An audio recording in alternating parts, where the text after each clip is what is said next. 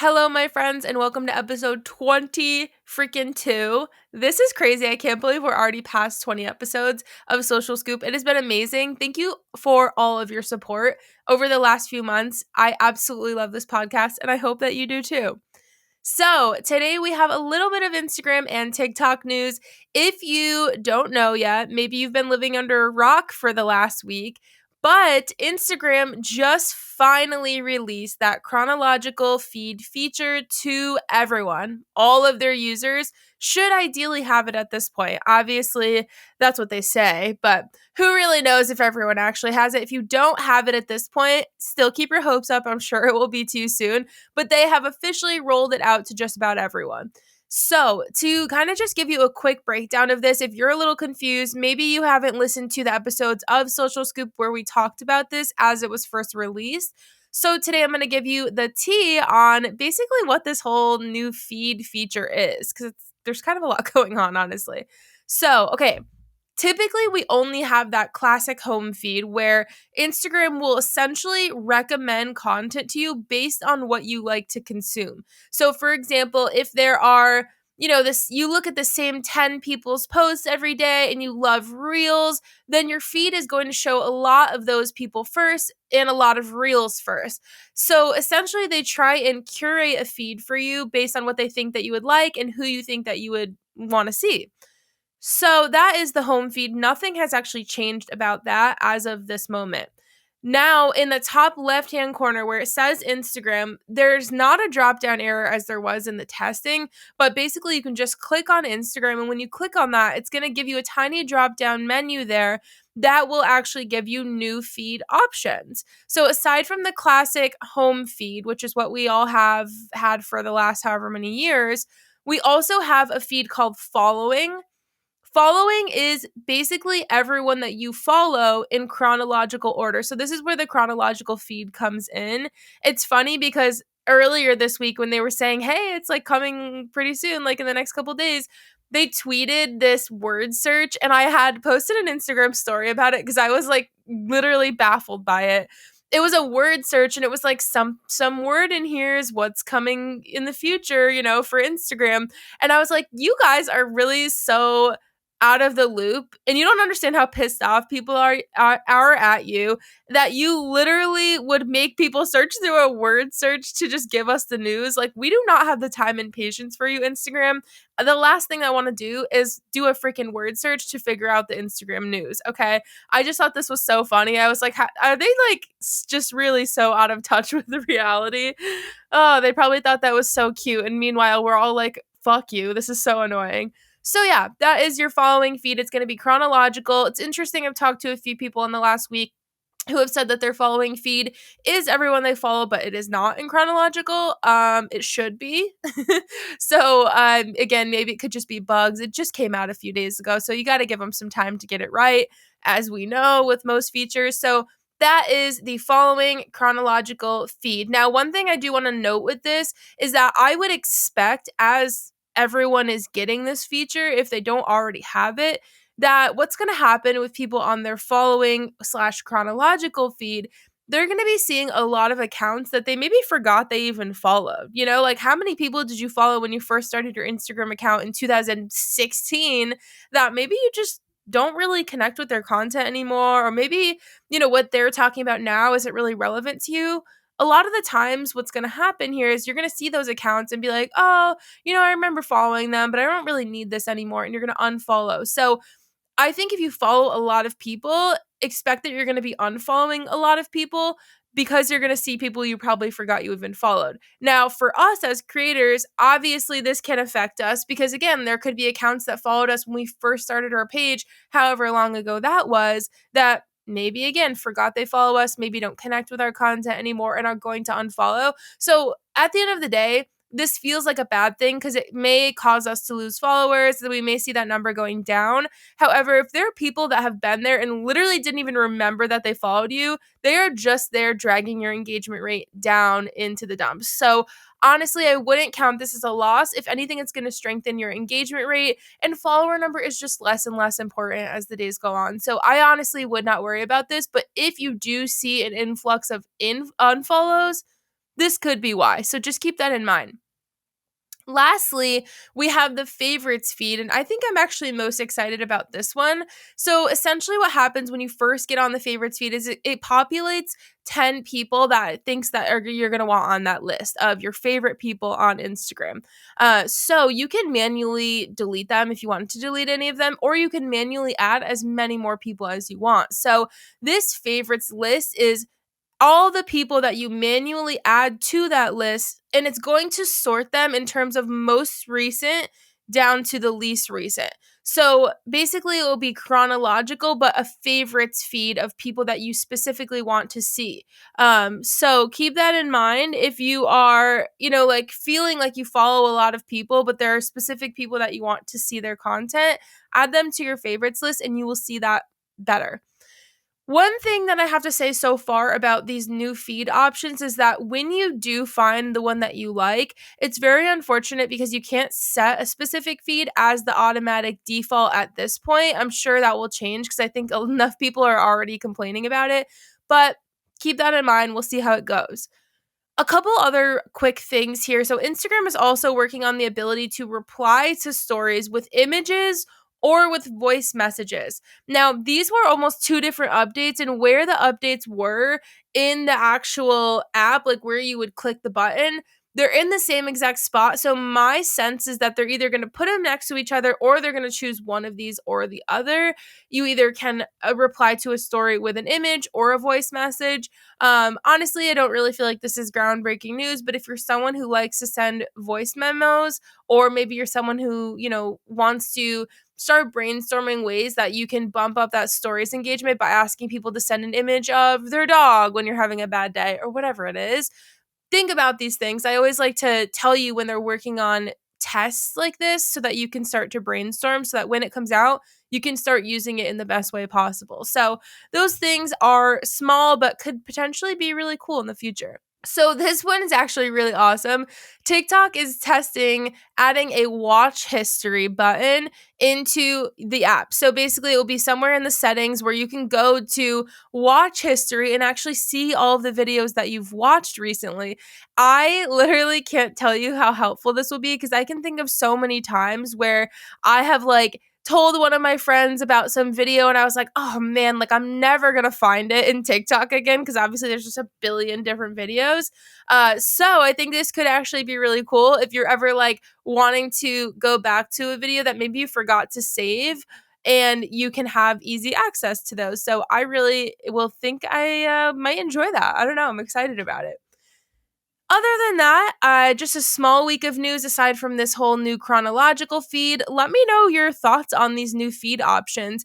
I did a poll on Instagram, and most people said that favorites was going to be actually their favorite of the three. So I'm honestly surprised because so many people have been begging for that following/chronological feed for so long that I thought more people would be pumped up about it, but I guess not, at least not my audience. So we'll see how it goes. I always appreciate any feedback. If there's any of these things that you want to talk about further, send me a DM on Instagram. But without further ado, I am so excited to talk with Justin here. You guys are going to love him. The information that we went over in this episode was epic. So get your pen and papers ready if you are a creator who has been ghosted by a brand, and we all have. Don't lie. So without further ado, here is Justin Moore, aka the Creator Wizard. Guys, I am so excited. I'm here with the Creator Wizard, Justin Moore, who I was just recently connected to, and honestly, I've already learned so much from him. So I'm really excited for you guys to meet him as well. Justin, thank you so much for being here. Absolutely stoked to be here. Yes, I'm very excited. So you kind of have this really interesting journey that I remember you told me about not too long ago. So you got started as a creator with your family, and now you've kind of transitioned a little bit into educator. So tell us how this all came about and how you ended up where you are today. Sure. So honestly, I would not be where I am today without my wife. My wife, April, started her first YouTube channel in 2009, if you could believe it, way back Wow. before there was even a partner program. You really could not make money on YouTube at that time. It was mostly she was just stoked to be getting free products. Her first Yeah. channel was around beauty and lifestyle and cosmetic skincare and so on. And so, I had told her for years, I was like, you gotta like start a YouTube channel. She was watching it and like loving, consuming content there. But I just kept telling her, you'd be amazing at this. And so she finally caved and did it. I remember her first video we shot on our webcam, Oh and my it gosh. was probably like 140p or something. And we edited it on like Windows Movie Maker. I remember this vividly. And yeah, it was just like, it was so funny in the early days because we had none of us Yeah. early YouTubers had any idea what we were doing, especially when it came So to crazy. monetizing, right? Oh yeah. She was rejected from the partner program 3 times.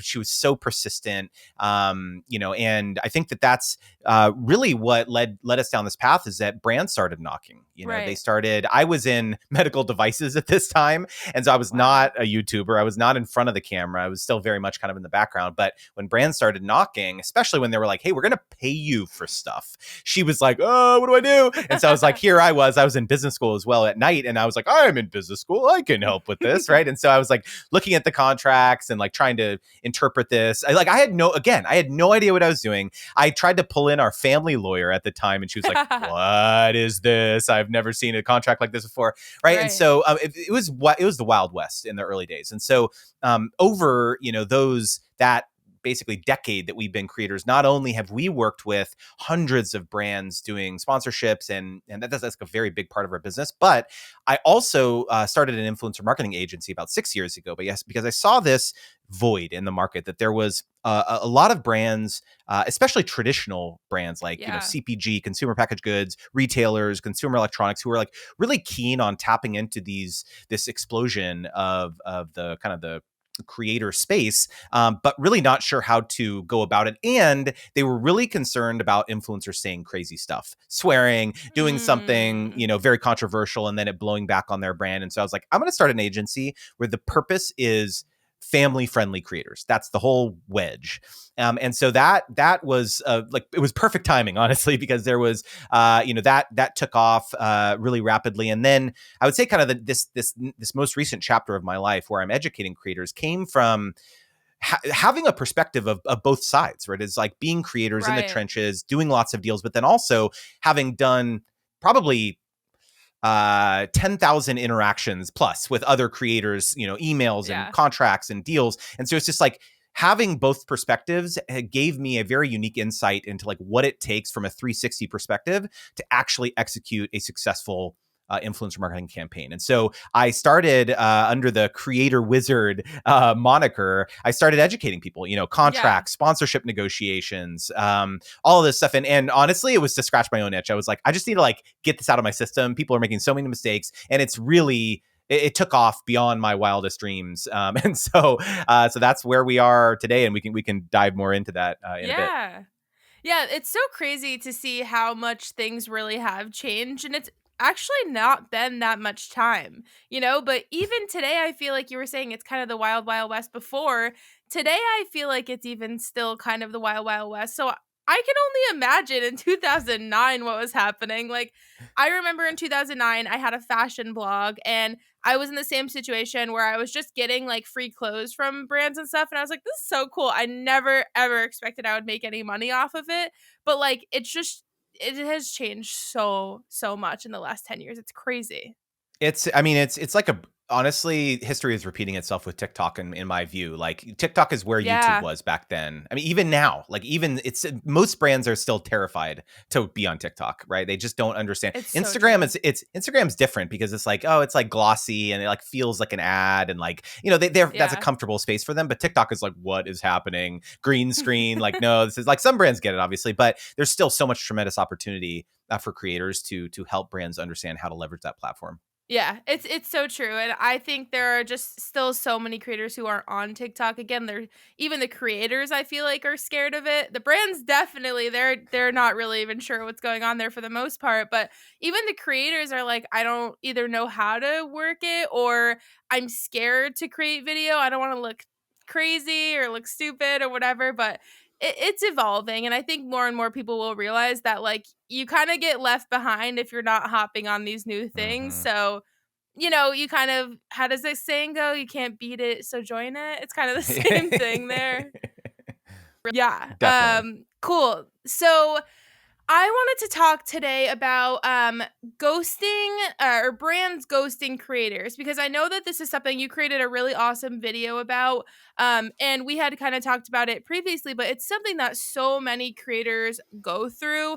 And it's really unfortunate because obviously creators are spending so much time and energy on creating these beautiful pitches, and then they don't get anything in return. And obviously that's kind of a slap in the face. So, first things first, does a brand ghosting you mean that they hate you? I feel like that's kind of where people's minds go for a lot of the time. Like, is that what that means? Yeah, and I think it's a really great point, because a lot of time when you don't hear anything back, people instantly turn inward. They say, "Okay, well, it must have something to do with me. My pitch Yep. sucked. I suck. My audience, they don't want to work with my audience." It's something because in the absence of any sort of feedback, it's a natural tendency. It's like, okay, well, this had something to do with me Right. clearly. But one of the reasons why I made that video and why I'm glad we're talking about this in a longer format here today is to really have this be a lesson for everyone that when you pitch a brand, Yeah. the vast majority of the time it has nothing to do with you, whether they don't respond or not. And in fact, even if they say no, Yep. that doesn't mean that they don't want to work That's with a you. good point. Typically, no means not yet, in my experience. And so, yeah, there's a lot of reasons why they'll ghost you, and we'll kind of go into that. But that's the first and most important thing that everyone listening needs to hear is that eliminate this tendency to look inward when you don't hear back, because there's a vast majority of reasons as to why they're not responding to you. Yeah, it's interesting. I was just actually there was someone who left a comment on something that I had posted, and they were saying it's interesting how a lot of the times when things go wrong, people look inward, but then when things go right, they kind of blame it on things outward. And it's interesting how there's not just like the fact that we should be looking at kind of both things. Obviously you should be looking at your pitch and asking yourself, like, did my pitch suck? Because there definitely can be times when your pitch actually just wasn't good. Definitely, So I think yes. it's important to look at that stuff. But like you said, it's also, there's just so many different things, which is what we're going to talk about today. A lot of external factors that really could just have nothing to do with you. So the first thing that you had mentioned here is a reason why brands could be ghosting you is that you are messaging the wrong person. So tell us more about that. Yeah, so I think that the perspective is to like turn inward again and think about your own behavior. So when you receive an email Right. or a message that was obviously meant for someone else, what do? You probably delete it or you don't respond, Yeah, right? exactly. And so when you DM a brand on Instagram or something, it's really important to understand that the person who handles the social media accounts for the brand is almost never the person who's responsible for recruiting influencers for paid campaigns. So let me split hairs a little bit here. So for smaller brands, that may be the case. They may only have one marketing person or one social media community person, and that really is the person who does it all, right? But as brands get larger, they typically outsource this type of marketing tactic to a separate department or maybe their advertising agency. And a lot of times, the same thing is going to happen if you message their press email, right? A lot of times people will go, oh, I'm going to go press increase, PR increase on their website. Do you know how many emails they get there? And not to mention spam, right? And so your I would not top want to be the person manning that inbox. Exactly. Right. And so your top priority needs to be identifying the right contact at the brand so that you stop shouting into the void, basically. Right. And so there is a whole art and a science associated with finding the right contacts, but it starts with understanding titles. And so, for example, like we just mentioned, social media manager may be the person at a smaller brand who's doing that, but the social media manager for Wendy's or something, a very, very large brand, not to mention they probably have 10 agencies, that person has nothing to do with influencer campaigns. The only thing they do is community engagement, organizing the content strategy, the calendar of posting. And so it's just like educating yourself as a creator about all the different roles that have to do with social media is really, really critical, because it's easy to conflate everything. Oh, social media manager sounds the same as digital strategist, sounds the same as influencer marketing manager. No, they're all very distinct titles and roles and purposes. And so that would be my first step and recommendation, would be to educate yourself around what all these titles mean. Yeah, that's a really good point, because I don't think anyone does that. And again, like, so many of the names of these different titles or jobs can be so similar. So I guess, what would you say, like, just to kind of like give us a quick intro to that, what would be like top keywords in someone's title that people should look for? So like, if you want a very simple like recommendation, just influencer marketing manager. Almost every brand now has someone with that variation of that title: influencer coordinator, influencer marketing manager, influencer activation, something like that, influencer creator. Like, search for those words in Google and LinkedIn and things like that, and you'll almost always find someone that has to do with that role at a brand. It's so much easier now than it was 5-6 years ago, because no one had that title 6 years ago, right? And so creators like who are listening, you've got it easy now, because it's only a Google away. And so like, that's a very quick, a very quick recommendation you can make to get you started. Yeah. Yeah, no, I think that's perfect. So second reason here that people may find that they're getting ghosted by brands is that their pitches are boring. And this is really a good one, because again, like, there are, like you said, so many hundreds, if not thousands, of creators pitching to especially big brands every single day. Like, how are you supposed to stand out? And you have to stand out. So with this kind of idea here, what would you suggest that influencers do to kind of make it more exciting? How can they make their pitches less boring? Yeah, I mean, honestly, the quickest way to get your email deleted is say, "Hey, I love your products. I'd love to collaborate," which is what 99% of creators do. I'm guilty. I did that in the early days, right? But because, people think, that's what brands want to hear, that you like have authentic affinity and you love their brand. No, that's what every single person says. Right. So the biggest mindset shift to have when it comes to your pitches should be taking the focus off of you and having it be all about the brand. Because everyone focuses on themselves. Right. Oh, I have this many followers on social media. These are my audience demographics. I was born in St. Louis, Missouri. Like, the brand doesn't care. Like, honestly, like they really do not care. And so I'm being facetious a little bit, but like, the point of it is that how can you help them accomplish some sort of very specific business objective that you researched? Maybe they're posting about some campaign on their Instagram that you found, or there's some press release that they put on their website or something, where it's just like, you can get a understanding of what their strategy is for the rest of the year. And so what you're pitching them is the solution to this strategy that they've already identified and told everyone about, right? So maybe they said, we're going down, we're doubling down on TikTok, or they put out some press release about their new TikTok campaign or whatever. Clearly they're investing into that platform, that format for their brand. And so your pitch should not be about Instagram.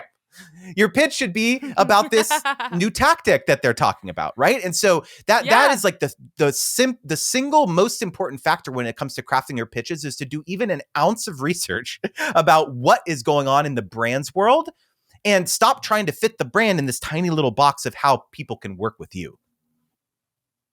Right. And I think it actually brings up a good point that a lot of creators don't think about, especially because a lot of creators kind of fall into this and don't set out and say, I'm going to start posting on Instagram and TikTok because I want to be an influencer. But they don't realize that they're service providers. Like, you're not there to just like get some free stuff and take some cute pictures. Like, you're actually there to provide a real monetary service that you're really getting paid for. It's actually making an impact for the brand. It's not just taking cute pictures. So you have to think about it that way. It's a 50-50 partnership where the brand is expecting you to create something that's going to convert, I say all the time, creators are production companies in a box. You're creative services. You are the production team. You're the talent. You edit the dang piece of content. You distribute it. You have a distribution channel. When brands have to go out there to create an asset that they can run an ad with on Instagram or YouTube or whatever, they have to hire a production company, actors and actresses, somewhat, an entire shoot crew, right? Then they have to pay Facebook and Instagram to run the dang ad, right? So like, I don't think that a lot of creators really realize the value proposition that they're bringing to the table when brands approach them. 100%. And this is a whole new conversation that we could have, but think of the value that you're adding to the brand. You should be charging accordingly. How much money would a brand be, paying to do all of those things that you just listed? Like way more than you're probably charging. So think about it that way. $250,000 for a small shoot. Seriously, it's crazy. For an ad that they would run on TV. It's crazy. Mm-hmm. Exactly. Also, one other thing I wanted to ask you here, because I feel like a lot of people ask me this question. I actually have like a few different recommendations, but what would you recommend for making like an attention grabbing subject line for a pitch? Or does it really not matter? Oh, it matters. No, I have tried lots and lots of different subject lines. I actually have a downloadable in my course called Proven Subject Lines. And love that. Here's a couple like small examples. It goes back to the research thing, right? So, for example, if you knew that they were, running a particular campaign last year, right? Let's say around the summertime or something, you can actually use Instagram as a research tool and go back to their Instagram and say, hey, what campaigns were they running last year? And so your subject line could be, for example, the brand's name, the campaign hashtag that they were running last year, and then on TikTok, ? Ooh, right? So it's like targets, hashtag summer ready on TikTok or something. Right? Okay. You think they're going to click that? They're going to click that, right? Because it's going to be like, oh, that was a campaign we were running last year. Like, okay, what is this person pitching? What is this about? Is this a journalist? Like, what is this, right? Or something easy like improve brands' paid ads with influencers? ? Or, brand name Lunch and Learn with 100K influencer? ? Maybe you could pitch that. Maybe you're going to pitch that you'll do a Zoom call with their marketing team and you can share your experiences of succeeding on TikTok or Instagram or YouTube or whatever, right? So there's an unlimited amount of things that you can pitch that are creative. And collab is not what you should be using. Collab ? What? That's not good? Come on. Yeah, I mean, with those subject lines that you just gave as examples too, I think it's cool because first of all, it shows, especially if you're using like a previous campaign hashtag, it shows that you did your research, which again, I think already sets you apart right there because again, most creators don't.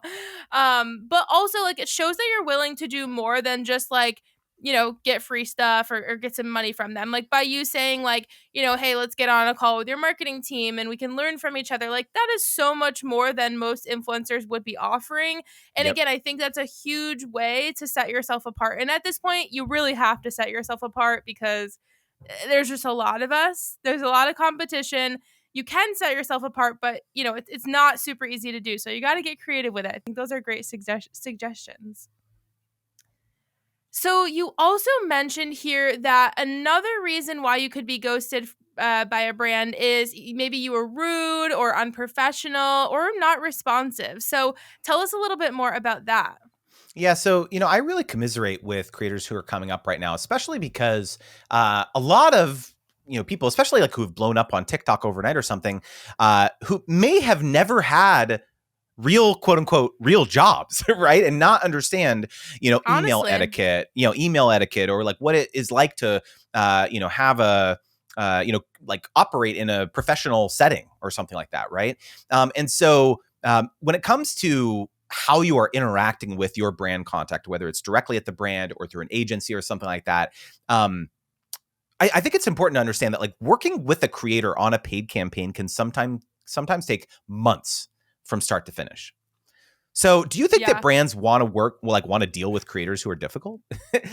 With creators who they have to email multiple times to get answers, with creators who are just not nice, right? Like no brand wants to do that, right? And they want to work with creators who are pleasant, right? And so I think that makes sense. Yeah. And so the other really critical thing to understand is that this is like a business transaction, right? The brand is paying you to do something.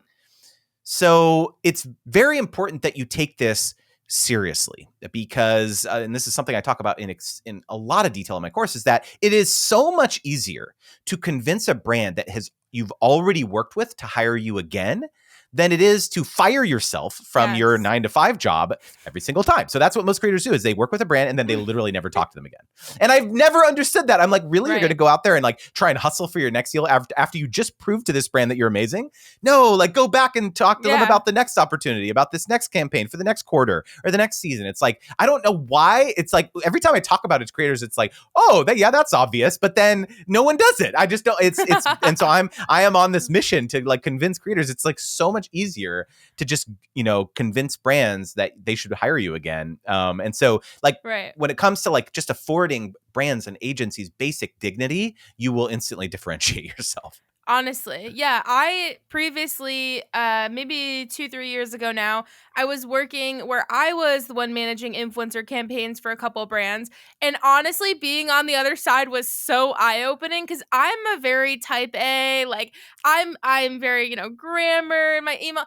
I literally could not believe the emails that I was getting from people that I literally was just like, did a 3-year-old write this, first of all? Or they would just like answer like, yeah, and then like have nothing else in the email, or like I would have to track them down for weeks for an invoice. I mean, you would be so surprised by just how much it really does set you apart from just being a professional. And again, this is a business. You have to be a professional.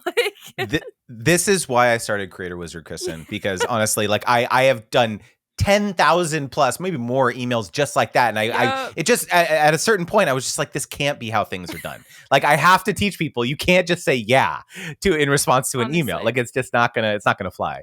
Exactly. Yeah. I mean, a big part of my mission is, like I want to make the industry more fair for everyone. I want to make influencers more respected, but we also, as influencers, have to do a part of that to be respected. Like, why am I going to respect someone who literally doesn't respect me? Again, it's common knowledge. It should be common sense. But if it's not, here you go. So with that being said, in terms of response time, because again, I think that's definitely something very important. When the brands and the agencies have deadlines to meet, we also need to help them meet those deadlines. What would you say is the typical response time for an email response? Yeah, I mean, ideally less than 12 hours at least, at a maximum less than 24 hours response. The important thing to remember about responsiveness. Look, I understand it. Like you don't want to be glued to your inbox. Like no one wants to live like that. However, when a brand is reaching out to you, that is a hot, active recruitment period. It's not like where they're just reaching out and like, oh, just like testing the waters. No, like they got approval from their boss. You were on the other side of this, right? They got approval from their boss or from the agents, from the brand. If it's an agency, they're like, okay, we're recruiting now. Like we've approved this campaign, we've approved this tactic, let's go for it. And so it's going to be like maybe a 3 to 4 to 5 day, maybe max 1 week period where they're actively going out, reaching out to influencers, trying to hire people for this campaign. So if it's taking you 3 to 4 days to respond and they're reaching out to 50 people and 20 out of the 50 people responded within 3 hours, who do you think they're going to give preference to? Exactly. Not you, believe me, right? Because what you're teleporting to them or what you're communicating to them is that every single time that they reach out to you, it's going to take 3 to 4 days to hear back. And if you're having to, communicate with an influencer 30, 40, 50 times throughout a campaign, which is common, right? About, concepts and contracts and, production green light and feedback and invoicing, right? Getting tax paperwork, all this stuff. It takes, there's back and forth. It's natural. Exactly. And so in their head, the brand's thinking like, wow, 3 to 4 days to hear back. And you might think, oh, well, yeah, but if I got the deal, I'd be more timely. Yeah, but they don't know that, right? Exactly. All they have to go off is the first interaction. So there's so much that you're communicating in that very first response. Yeah, 100%, 100%. And I mean, going along with them juggling other tasks and things like that, they could also just be out of office. That's another reason that the brands could totally be ghosting you. I mean, they are also human. They have lives too outside of work. So they definitely could just be out of office. Is that something you should just kind of wait that same period to follow up with? Yeah, I mean that's the thing. It's like sometimes they'll be out of office, but there won't be an out of office like auto reply, right? Like Right. sometimes, oh yeah, I'm out of office, but sometimes that only goes out to internal folks at their team. It's not something that's sent out to external people that email them. So again, you just may not know. And so, you following up is helpful for them because when they get back from vacation, they're going to Right. dig through their email inbox and they're like, oh, great to meet you. I never even saw your initial email. Right. So that, again, there's like an unlimited amount of reasons of like why they're not responding to you and just being sick or on vacation or at jury duty or something like that. Right. You just never know. You just never know, which is Yeah. why it's so critical to have this long-term mindset. Yeah, 100%. That's a great point. So the brand could also just be doing some research. Obviously, if they're going to be investing a ton of money into you as a service provider, they want to check you out and make sure everything is good. So tell us about what kind of research that brands typically do here. Yeah, so this is very, very important to understand when it comes to brands actually reaching out to you. So when you get an email in your inbox from a brand, they have already done a bunch of legwork to Right. understand whether you would be a good fit for this campaign. So let's say it's the agency, okay?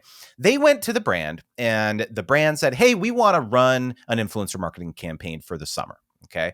Can you, number one, create a strategy for us? Like what platforms should we be activating on? What types of influencers should we be working with? And so the agency says, okay, no problem. They go in their little cave and they do their work, right? And then they come back to the brand. The brand says, okay, sounds good. Like this looks like a good tactic. Go find us some sample influencers that you think would be a good fit. So then the agency goes back and they develop a short list, maybe, 20 creators that they think would be a good fit. And so they go and find your profile, they steal your profile image, they steal your bio to put in their deck. Again, before they Right. ever reach out to you, they go to the brand and they say, hey, we think Kristen would be a great fit for this campaign. Here's her bio. Here's what she's all about. She's got this many followers. Her audience is kind of like this.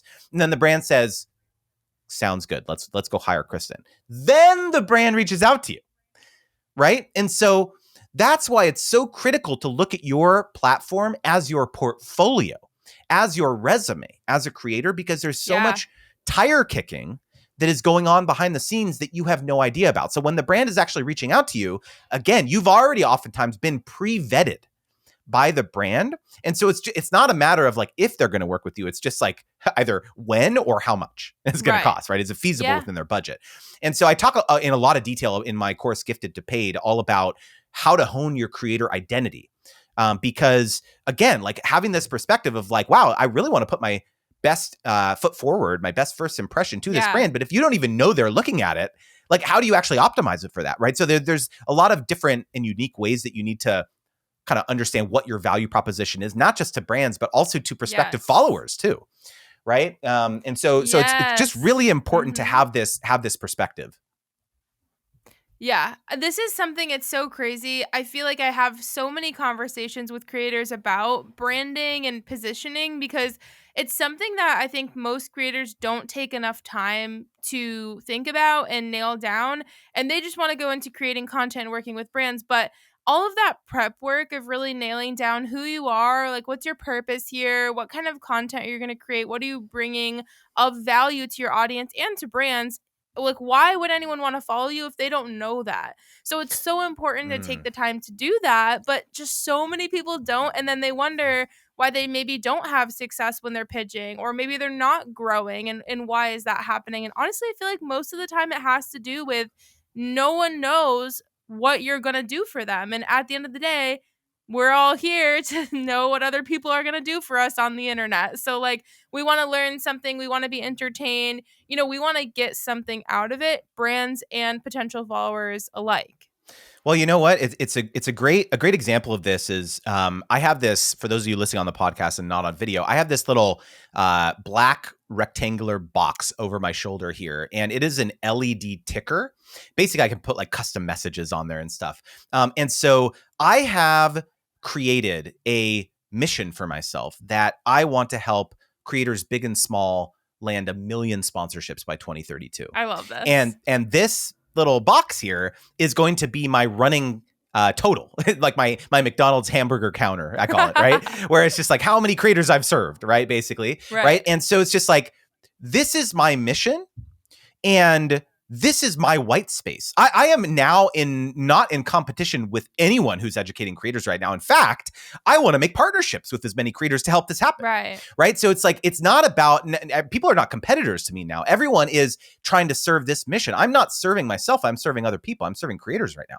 Right. And so that having a North Star in your business as a creator, because guess what? Now, if there are brands, creator economy startups that want to sponsor me, they look at this mission and they're like, oh yeah, we want to serve that same exact type of creator who is like, hungry, trying to turn this into a business, trying to, monetize. Like, they instantly know not just about me, but they know about my audience. What is the composition of my audience now? It's all creators who are trying to accomplish this mission that I've created. Right. And so it's just like, and you think about it from a follower perspective, like, wow, I want to follow Justin because I want to be part of that. Right. I want to be part of this much larger mission that he's created. And so again, it comes back to like, who are you serving? What is your I have this thing that I call what is your surprising transformative promise that you are going to be like offering to people who either brands that want to work with you or creators or prospective followers. Right. It's so important. It's so important. And if you haven't taken the time yet, if you're listening, that's what you should pause right now and go do.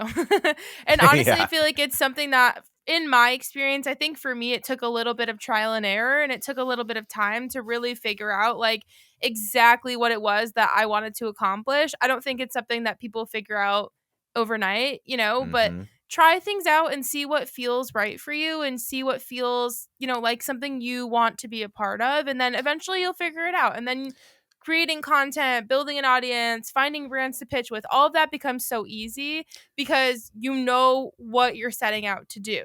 Like that's the hardest part to figure out. Everything else is simple after that. I'll just be vulnerable here and say, when I started out as a creator, I was not calling myself a sponsorship coach, which is what I call myself now. I was, my tagline was the business of being a creator, because I thought that was interesting. Oh yeah, I could talk about email list strategy and merchandise and creating products and courses and all this stuff. But then like one time I got a DM from one of my followers, and she basically said like, why are you talking about anything other than sponsorships? Like, clearly this is your expertise. Like, you should not be talking about anything else. And I was like, you know what? That's a great idea. And like, and then I pivot. And so I started calling myself a sponsorship coach. And when I did that, everything changed for me. Everything 100%. Changed. So yeah. So it's just trial and error. Mm-hmm. Yeah. Don't get caught up and upset if you can't figure it out overnight. It'll take some time for sure. Mm-hmm. So the last couple of things here we'll touch on quickly. I think one that's really important is maybe they're trying to find the budget. That's, I feel like a lot of times for me where I get caught up is if I send my rate and then I hear crickets and then I'm like, oh no, is it too high? Oh my gosh, I scared them off. It's, like it's a scary feeling sending out a number for a lot of creators, and you're worth it and you just have to put it out there and see what happens. But if you don't get a response, it's scary. So how does this whole process work? Yeah, so I think the best way I can describe it is a game of Tetris. Okay, so a brand will have, or an agency will have, let's say, a budget of $50,000, okay, to work with 10 influencers. Right. All of those 10 influencers, even if they all have the same following, same engagement rate, same viewership, whatever, everyone has different rates, right? And so it's the brand's or the agency's job to go and basically fit all the puzzle pieces together to figure out how they can stretch the budget or optimize the budget to work with all these different people. So when you send your rate and you don't hear back, it's not, hey, you suck, or hey, you're too expensive. It's, hey, we're still in negotiations with 9 other creators and we haven't nailed down their pricing yet. So we can't tell you whether we can work with you or not yet because we don't know what's going to happen with those other 9 creators. So, and all of these things are happening in parallel. So you may be on this little island here where you're being like, oh man, they're not responding to me. They don't want to work with me. No, it's like, there's so much other stuff going on behind the scenes that you don't even know about. And again, it may not even be about the influencers. Maybe they're still trying to finalize the paid media portion of the budget, because a lot of brands will want to boost the content. And so it's just like, oh, we don't know how much we're going to have there. Maybe we can steal a little bit of money from that budget, yada, yada. So like open your mind to the possibility that the reason that they're not responding to you is because your pitch was so awesome that now they're having to go out and trying to figure out how they can actually find more money to work with you because they really want to like get this done, right? And so they go and they'll be like, oh, like let's actually not work with that other creator. Let's work with Kristen because her pitch was so awesome, right? So like that happens all the time. I've run an influencer agency for many years. I guarantee you this happens, right? And so again, it does come back to your pitch can't suck. Your pitch can't be boring. Obviously, you have to have a good pitch and compelling pitch, but it's just like this happens all the time where it's like the brands are just trying to Tetris this stuff together. And so you just need to be patient. Yeah, 100%, 100%. It could totally mean you don't suck. It could actually mean the opposite. And kind of the last thing here is maybe not that you suck, but maybe the brand is just not interested for some reason, for whatever reason. Again, there could be a million different reasons. So when that happens and maybe eventually you hear back and the brand is like, hey, again, we can't make it work. We're not interested. Should creators be asking why they're not interested? Yeah, you can try this. I think it's tough because getting an honest answer, there's very little upside for the brand to be honest with you about why they don't want to move forward with you because, for example, like we just talked about, a lot of creators are unprofessional. They will then take that feedback and then go flame them on social media. Oh, this brand told me they don't want to work with me because I don't have 10,000 followers or because I yada, yada, yada. Like there's it's the same as like a traditional employer. Like if someone calls for a reference check, they're not going to say that, like why that person left the company. They're just going to say this person worked from this date to this date, right? Like, yes, they were employed here, right? It's the same idea. There's no upside for your original employer to share any other details besides that, right? So yes, I mean, you can ask, but like it's and some brands are kind of tacky and volunteer like, oh, you have to have 50,000. We only work with creators with 50,000 followers or whatever. So is an icky feeling. And yeah, there's some brands that do that, but most of the time they're not going to tell you. And I honestly am more of just a fan of just doing your own introspection and analysis and being like, okay, maybe this pitch wasn't super compelling. I could have, done it slightly differently.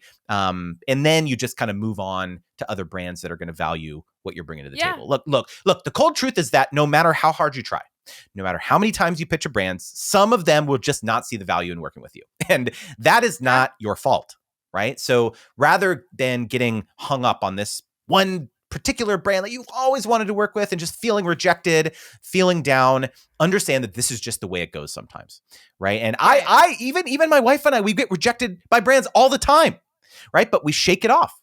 And the reason that we shake it off is because there is billions and billions of dollars that are going to be poured into the influencer marketing space over the next couple of years. And so you just need to have that perspective, just dust off your shoulders and just move on to the next brand. Yeah, I just recently was talking about this. Rejection is part of this job. Like, if you can't get comfortable with rejection, you're going to have a very hard time. I think it becomes easier the more you get rejected. But all of the big creators that you look at and you're like, wow, I want to do what they're doing, I guarantee they're also getting rejected probably 8 to 9 out of 10 times. Like, that's literally how it happens. If you send out 10 pitches and you get 3 responses, I call that a pretty good week of pitching, honestly. I mean, well, professional baseball players, they are making millions of dollars and they get on base 30% of the time. So like that is a staggering statistic. So just think about yourself as a professional creator and having that type of pitch win percentages is very, very good. Yep. Absolutely. So at the end of every episode, I open the floor to my guests to ask me a question. So I would love to hear what your question is. All right, I got a fun one. Okay, let's hear it. So first of all, first part of the question, what is the most expensive product or service that you sell right now? Our coaching program is right now, Own Your Influence. And are you comfortable sharing what that is? Yeah, yep. So it's only $397 right now. I actually just got rid of my higher ticket offerings because I wanted to just focus on one that was more accessible for everyone. Okay, awesome. Okay, so my thought experiment, and I love talking to creators about this, is what would you change and what would you offer if you 100x that? Ooh, oh my gosh, that's a hard question. So if you charged, so you said it was $397, so let's say you charged $39,000. Like what would that offer look like for you? I feel like if that were the case, I definitely would say that like there needs to be some actual like work being done on my part aside from just educating. Like I feel like I would need to have, like a virtual assistant that could go work for that person and help them out with things, or even just like, hiring a brand photographer and having brand photography being part of what they're doing. I feel like it would just have to be a lot more tangible things that they could actually check off their list of maybe things that they need in their business. Again, like a VA or photography or building a website or doing branding. All of those things that maybe you have kind of on your big checklist as a creator. I would say I would like to include all of that. That's a really hard question though. I Jeez. I love that question because I think of it as this analogy. It's like I call it the rubber band test, where it's like you stretch a rubber band really far and think, okay, like if I 10x or 100x my price on this Yeah. thing or whatever, like what could I do? And the cool part is that when the rubber band comes back, it almost never comes back to the original form. It always comes back a little bit more stretched out than you initially thought. And so you're thinking Yep. like maybe, and the analogy for creators, I think, is that like when you're listening, thinking about your pricing strategy or what could you offer brands, if you're stretching their imagination and you're giving them, different packages and you're saying, hey, this is going to be 2,000, this is going to be 5,000, this one's going to be 20,000. Right. And the brand is just like, whoa, like 20,000. Like I didn't even ask for that. Like I said, the budget was 3,000. Right. And then, but that's not the point. The point is for them to realize like, oh, like actually let me gravitate towards this middle tier because like, yeah, we can't afford that one, but this middle tier is starting to look a little bit more interesting now. Or maybe we can like harvest some of the things that she mentioned in that top tier and like, reorganize the package or something. So I love this question because I think it's applicable to a lot of different industries, but especially to creators to think a little bit broader about what you're bringing to the table for brands. 100%. Yeah, 100%. That was a good question. It's a really cool way of thinking about it for sure. It reminds me, I remember I used to work at a salon right out of college, and my boss used to always tell me to put 3 products on the counter and tell people about all 3. And most of the time they're not going to buy all 3, but they would almost always buy at least one of them. So sometimes when people are presented with options, like even if something felt like a high ticket option for them before, when you're looking at maybe other products or other services, other offers, the other ones may look, or the lower ticket one may be looking a little bit more appealing at that point. So it's interesting with Mm-hmm. options, presenting options to brands, especially. I love doing that. Yep. It usually works out pretty well. Absolutely. So this was awesome. I definitely know that everyone listening right now is probably like hand aching from taking so many notes. So where can everyone find you on the internet if they want to get more from you? Yeah, I'm at Creator Wizard pretty much everywhere: Instagram, my YouTube channel, TikTok, and so on. But probably the coolest way to stay connected is I have a totally free newsletter where I share. Thank you. I share paid sponsorship opportunities. So if you're looking to start working with brands or increase your deal flow, working with brands and things like that. Again, I have so much deal flow for both my wife and I personally, but also through the agency. I've been around this industry for so long, over a decade. And so I just see a lot of deals. And so I love being able to share those opportunities with other creators. So you can just go to creatorwizard.com/join. And I'd love to stay connected. I also kind of like promo my new videos and posts and all that stuff too. So would love to meet any new creators who are looking to take their business to the next level this year. Yeah. And I will say from personal experience, I'm in the newsletter, and every single time I get one, it's actually good information. I don't just like look at it and quickly delete it like I do with a lot of newsletters. Dang, I that is an honor. I appreciate that one. Yeah. And I will say you've actually, through the newsletter, introduced me to some platforms that I've never heard of. Like Sway was one I've never used before. There's a few different ones on there. So I would definitely get on it if I were anyone listening right now. I appreciate that so much. And thanks again for the opportunity to be here. It was a blast. Of course. Yes, this was amazing. Thank you so much.